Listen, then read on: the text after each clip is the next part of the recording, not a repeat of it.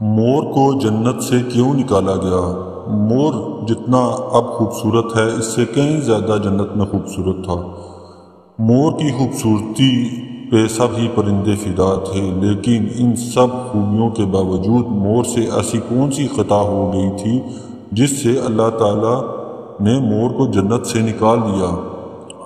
اللہ تعالیٰ نے جب حضرت آدم علیہ السلام اور اماں حوا کو پیدا فرمایا، اس کے بعد ان کو جنت میں بھیج دیا۔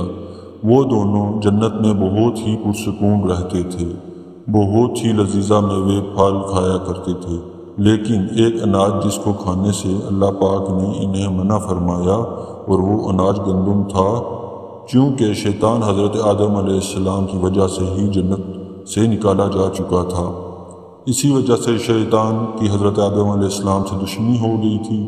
شیطان یہ چاہتا تھا کہ وہ کسی بھی طرح حضرت آدم علیہ السلام کو جنت سے نکال دے اور ساتھ میں اماں حوا کو بھی جنت سے نکال دے۔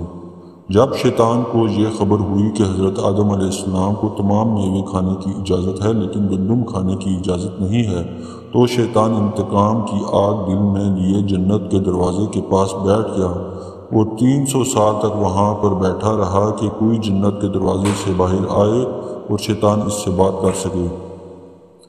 ایک دن اچانک سے مور جنت سے باہر آ گیا۔ شیطان اس کو دیکھتے ہی بہت خوش ہو گیا۔ شیطان نے پوچھا، اے خوبصورت پرندے تم کون ہو؟ مور بولا، میں مور ہوں، اب تم اپنا تعارف کرواؤ۔ شیطان نے جواب دیا، میں عالم کروبیہ کا ایک فرشتہ ہوں، میں اللہ پاک کی عبادت سے ایک پل بھی غافل نہیں ہوں۔ میں چاہتا ہوں کہ میں جنت میں جاؤں، وہاں کی نعمتوں کا اپنی آنکھوں سے مشاہدہ کروں۔ شیطان مور سے کہنے لگا کہ تم مجھے جنت کے اندر لے جاؤ، میں تمہیں 3 ایسی باتیں بتاؤں گا جس سے تمہیں ابدی زندگی حاصل ہو جائے گی، تمہیں بڑھاپا اور بیماری نہیں آئے گی، تم ہمیشہ جنت میں ہی رہو گے۔ شیطان کی یہ باتیں سن کر لالچ میں آ کر مور نے کہا کہ مجھ میں تو اتنی طاقت نہیں ہے کہ میں تمہیں جنت کے اندر لے جاؤں، لیکن ایک سانپ میرا دوست ہے، وہ شاید تمہاری مدد کر سکے۔ یہ کہہ کر مور سانپ کے پاس آیا، اس کو ساری بات بتائی۔ سانپ بھی شیطان کی باتوں میں بہت خوش ہو گیا، پھر شیطان کو اپنے منہ میں چھپا کے جنت میں داخل ہو گیا اور یوں شیطان اپنی چال میں کامیاب ہو گیا۔ جنت کے تمام نگہبان کو یہ معلوم تھا کہ شیطان یہ چال چل رہا ہے اور جنت میں داخل ہو چکا ہے۔ فرشتے شیطان کو جنت سے نکالنے لگے، تب ہی اللہ پاک کا حکم ہوا کہ اس کو ابھی تک جنت میں ہی رہنے دیا جائے۔ وہ فرشتے اللہ تعالیٰ کے حکم سے رک گئے۔ شاید یہ حضرت آدم علیہ السلام کا امتحان تھا۔ شیطان حضرت آدم علیہ السلام کے پاس اور اماں حوا کے پاس جا کر اپنی محبت کا اظہار کرنے لگا۔ وہ دونوں ہی شیطان کو پہچان نہ سکے کیونکہ ماضی کے مقابلے میں شیطان کی شکل تبدیل ہو چکی تھی۔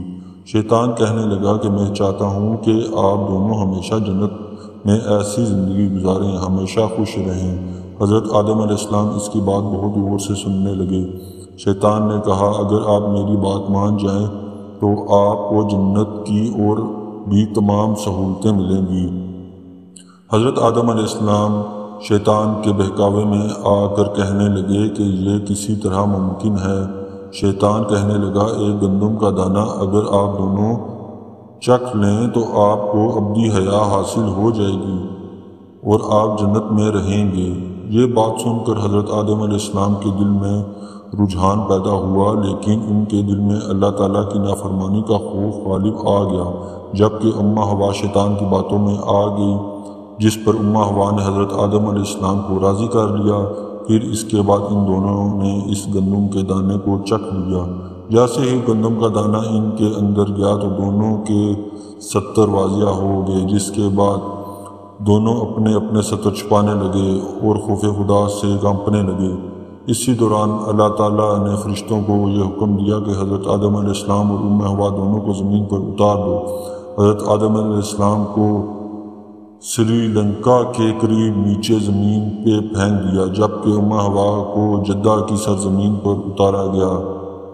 جن خوبصورت پیروں سے چل کر مور شیطان کو جنت کے اندر لے کر آیا تھا، وہی خوبصورت پاؤں اللہ پاک نے مور سے لے لیے سام جو اپنے منہ میں شیطان کو چھپا کر لایا تھا، اس کے منہ خوبصورت خوشبو کو چھین کر اس میں زہر ڈال دیا گیا۔ پھر مور کے ساتھ ساتھ سام کو بھی جنت سے نکال دیا گیا۔